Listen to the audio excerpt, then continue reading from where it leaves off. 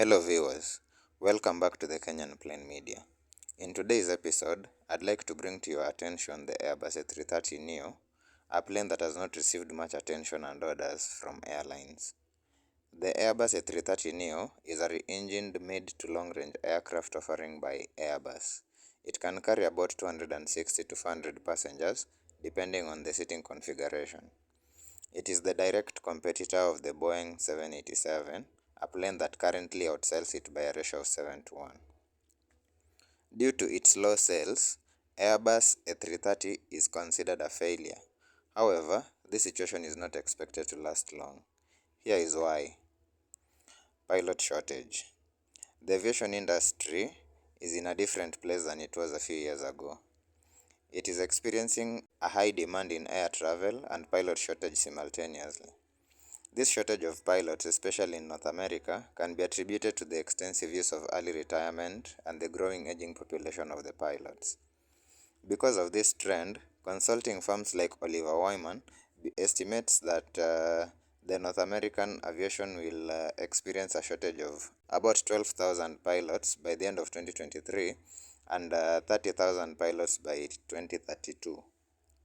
Therefore, this situation is not expected to change in the near future. Due to this, airlines are being forced to restructure. They must somehow figure out how to meet the growing demand in air travel despite having fewer pilots. One of those ways is by replacing their narrow-body aircrafts with wider-body ones. This move will see planes like the A330neo assume operation of regional flights. Since the A330neo can carry more passengers than the narrow-body aircrafts like the A321 XLR and the Boeing 737 MAX, it is expected to offer a short-term solution to the situation. Continuous improvements. The Airbus A330neo continues to receive improvements despite being a relatively new aircraft. Since it was not developed from the ground up like its sibling, the Airbus A350, and rather depends on the old fuselage of the A330ceo, Airbus has had to bring continuous improvements to the aircraft to make it a worthy rival to aircrafts like the Boeing 787. Those improvements include newer and bigger engines and redesigned winglets. Speaking of the engines, the older A330 was powered by two Rolls-Royce Trent 700 turbofan engines. Those engines have been replaced with the Trent 7000 engine, an advanced version of the Trent 700. The Trent 7000 engines have a bypass ratio of 10 to 1, which is twice that of the Trent 700. This means the new engines on the A330neo are quieter and more efficient. Moreover, the engines produce between 68,000 to 72,000 pounds of thrust, which is slightly higher than the 67,500 to 71,100 pounds of thrust produced by the Trent 700. Those factors indicate that the engines produce less emissions and noise and are more powerful than the predecessor. Despite the advancements in those engines, Rolls-Royce is constantly tweaking them as part of its continuous improvement program.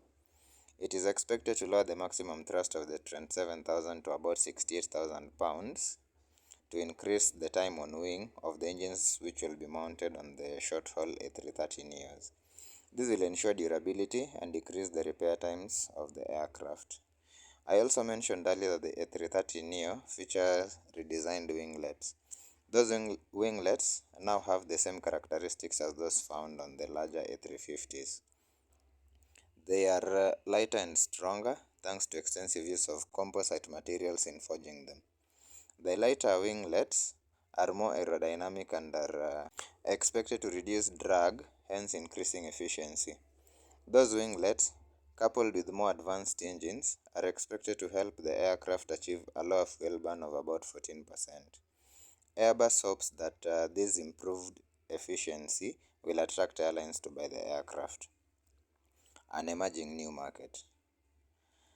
Airbus believes there is a new market emerging that will favor the A330neos. You see, the development and improvements I mentioned earlier are not the only improvements Airbus has done on the A330neo. It has also tweaked the landing gear, improved the aircraft's range, and optimized it to perform better over shorter range routes than its closest rivals, the A350-800 and the Boeing 787. Due to the optimization, some operators have actually installed the aircraft on shorter routes. For instance, Cebu Pacific is already using the aircraft for domestic flights. This move has seen the airline grow its revenue massively. Meanwhile, airlines like Delta and Air Asia have also shown an interest in flying the aircraft over shorter routes. Despite those interests, independent groups like CIT Group and Airlines Monitor believe the aircraft will do well over shorter haul routes. CIT estimates increased profits for airlines that will fly the A330 over shorter range distances. This has already been proven by Cebu Pacific. The Airlines Monitor also expects the plane to enjoy a monopoly in the short-haul range market for wide-body aircraft due to the improvements made to it.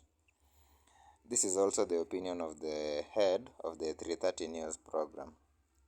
So as you can see, it is not wishful thinking. Planes are actually flying the aircraft over shorter routes. If airlines follow through with this trend, it will redeem the aircraft's fate. All we can do now is wait and see. We have come to the end of this video. If you found it informative, leave a like and share it with your friends so they can also be enlightened. Also, subscribe to the channel so you can watch more of my videos in the future.